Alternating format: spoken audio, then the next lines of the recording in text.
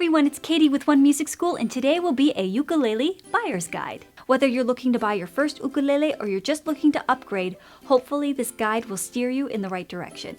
Now, I teach right above a music store called Hyde Music, and they have generously let me borrow a bunch of their ukuleles just to film this video so that I could give you a buyer's guide. I've always followed the philosophy of you need to do what's best for you. So I am going to show you a variety of different brands, different shapes, different sizes, so that you can ultimately choose what's best for you. There is a website called ukulelemusicinfo.com, and what they've done is that they have made a list of their top picks. I'm going to leave that in the description box below so that you can check that out.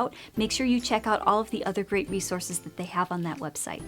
Also, all of the products and the websites will be listed in the description box below. So the first thing that you have to decide is what size do you want? There is a soprano, a concert, a tenor, and a baritone. Sopranos have 12 to 15 frets, concerts have 15 to 20 frets, tenors have 15 to 25 frets, and baritones have 18 frets or more. So what's the difference between them all? Let's start by comparing a soprano with a concert. The concert is obviously bigger, and there is more space between the frets. Some people find a concert easier to play than a soprano because there's more space for their fingers. Now, the larger the ukulele, the deeper the sound. The soprano and the concert, they sound a little bit more similar than a concert and a tenor do. Something to note about the baritone is that the tuning is different than the soprano, concert, and the tenor ukuleles. Soprano, concert, and tenor ukulele strings are tuned to the notes of G, C, E, and A. The baritone strings are D, G, B, and E, just like the first four strings of a guitar. If you're trying to decide what size is best for you, my recommendation is that you play a bunch of ukuleles of different shapes and sizes, and you just figure out what fits well with your body, what fits well in your hands, what feels comfortable for your fingers to move from fret to fret, or what feels more comfortable strumming.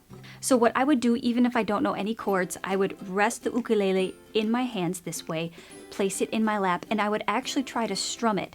This will help you try to determine what size is best for you, because most people, when they're playing their ukuleles, they rest their arms right here.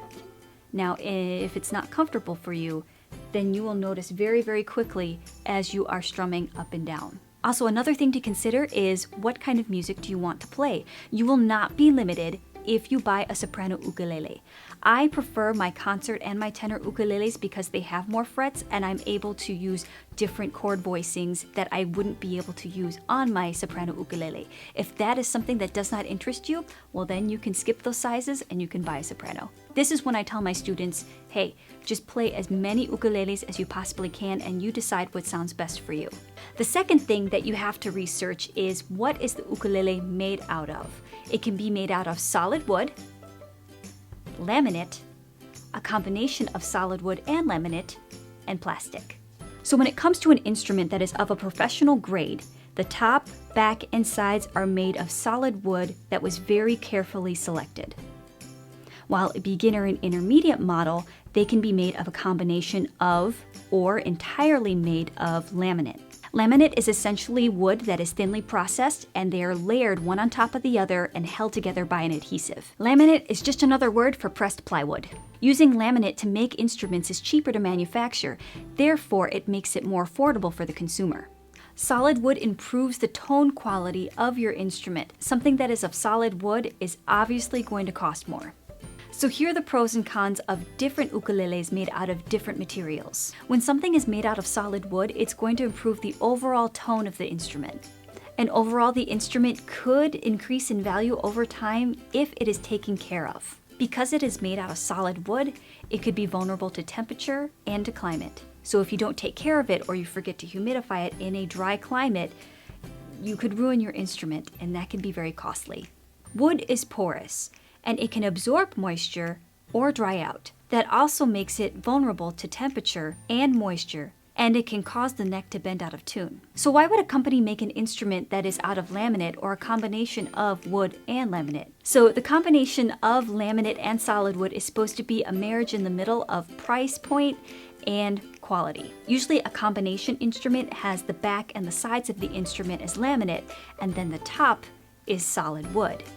The solid wood top is going to be what brings out the tone of the instrument. So you can still find a really nice sounding instrument, but it will not cost as much as something that is made of solid wood. A con is that in the future, it may not be worth as much as something that is of solid wood. Even though it's half laminate and half solid wood, it is still vulnerable to extreme temperatures and to moisture.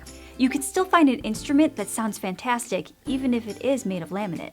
Something that is made of laminate is affordable, and it is not as vulnerable to the elements. Another thing to note is that if the instrument ends up being ruined, then it will be easily replaced. And last we have plastic. Now some ukuleles that are made of plastic are especially made for camping and backpacking, something that you can travel with you and it won't get ruined very easily. And then there are other plastic ukuleles that you find at maybe a big box store or a toy store. These, I have not had a good experience with them because they can barely hold their tuning and it just becomes really difficult to play. So as I mentioned before, Hyde Music is letting me borrow a bunch of their ukuleles. I'm going to show you each ukulele, what it's made out of, how much it is, and then I'm just going to be playing a C chord in the background so that you can actually hear the difference between all of the models. Hopefully that will help you in the future when you're shopping.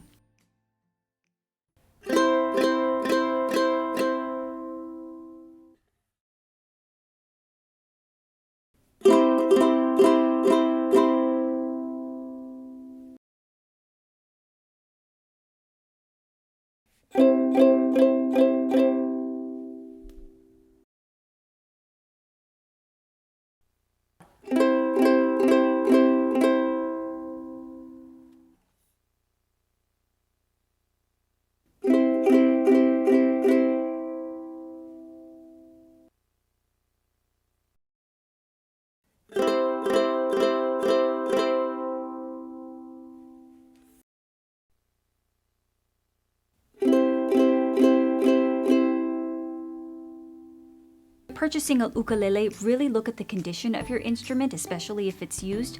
Look for dings, dents, maybe possible cracks. Also, look for something called spining.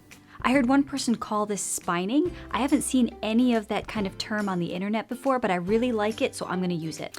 Spining is what happens when the neck becomes so dry that the frets are literally being pushed out of the neck of the instrument, and the sharp edges of the metal frets poke your hands as you play. You want to avoid buying an ukulele that has spining unless you or you know somebody else that knows how to fix it. So how do you know if your ukulele has spining? Just simply take the instrument, hold it, and take your finger and run it across the top of the neck. If you feel very sharp, prickly edges, unfortunately, the instrument has spining. Now, it may come as a surprise to some of you that I only have 2 ukuleles. Yep, just 2. I have my mainland and my Gretsch, and I use both of them to teach, either here or in my studio or to play out, but those are the only 2 that I feel like that I personally need. And I also want to encourage you that you do not need something that is very expensive, you do not need the latest and greatest. I really want to encourage you to buy something that works for you. And that's it, that's the end of this buyer's guide. I hope that you found this informative, and I also hope that this information empowers you to buy something that you love. If you have any other additional questions, please feel free to leave a comment down below, and if I don't know the answer, I know people that do. I'll see you in the next one. Bye.